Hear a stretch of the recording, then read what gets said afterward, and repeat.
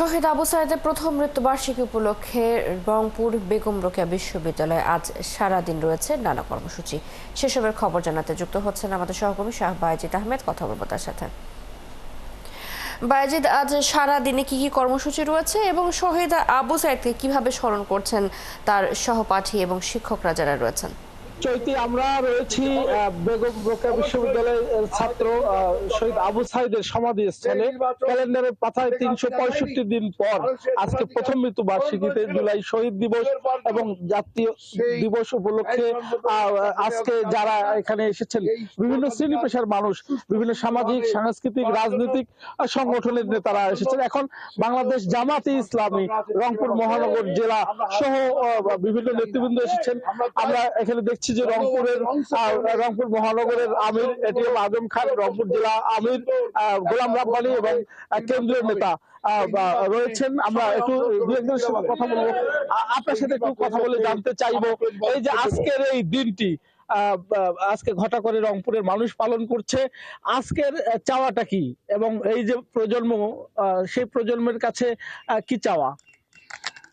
আসসালামু আলাইকুম সম্মানিত দেশবাসী, আমরা এসেছি শহীদ আবু সাইদের খবর জানাতে। বাংলাদেশের মানুষ জানে, বিশ্বের মানুষ জানে, আজকে বাংলাদেশের ইতিহাসে একটা অত্যন্ত গুরুত্বপূর্ণ দিন। আজকের এই দিনে ফ্যাসিবাদ বিরোধী এবং সেই স্বৈরাচার বিরোধী যে আন্দোলন হয়েছিল বাংলাদেশে ছাত্র জনতার গত বছর, সেই আন্দোলনের এক পর্যায়ে আজকের এই দিনে বেগম রোকেয়া বিশ্ববিদ্যালয়ের কৃতি ছাত্র, আমাদের রংপুরের কৃতি সন্তান, পিরিয়ডের কৃতি সন্তান আবু সাইদ তার জীবন দান করেছিলেন। তাকে অন্যায়ভাবে আন্দোলন চলাকালীন অবস্থায় একটা নিরস্ত্র ব্যক্তিকে ঠান্ডা মাথায় হত্যা করা হয়েছিল।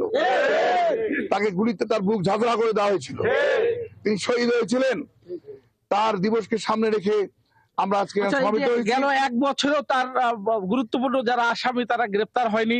এখনো বিচারের যে কার্যক্রম, যদিও চার্জ গঠন হয়েছে, কিন্তু এখনো বিচারটা শুরু হয়নি। কি বলবেন এই বিষয়ে? এইটা খুবই জাতীয় লজ্জার বিষয় বলে আমি মনে করি এবং দুর্ভাগ্যের বিষয়। শহীদ আবু সাইদের খুনিরা সবাই গ্রেপ্তার হবে না, এত বড় একটা বড় ধরনের ঘটনা ঘটলো এবং সবাই ভিডিও ফুটেজ দেখেছে কারা কারা খুনির সাথে জড়িত, এটা একেবারে পরিষ্কার জাতির কাছে। আর সেই খুনিরা এখনো গ্রেপ্তার হয় নাই সবাই, এটা আমাদের জন্য জাতীয় লজ্জার বিষয় এবং জাতির জন্য ক্ষোভের বিষয়। আমরা আপনি শুনছিলেন এখানে বিভিন্ন সামাজিক, সাংস্কৃতিক এবং রাজনৈতিক সংগঠন কিন্তু আসছেন এবং ফুল দিয়ে শ্রদ্ধা নিবেদন করছেন।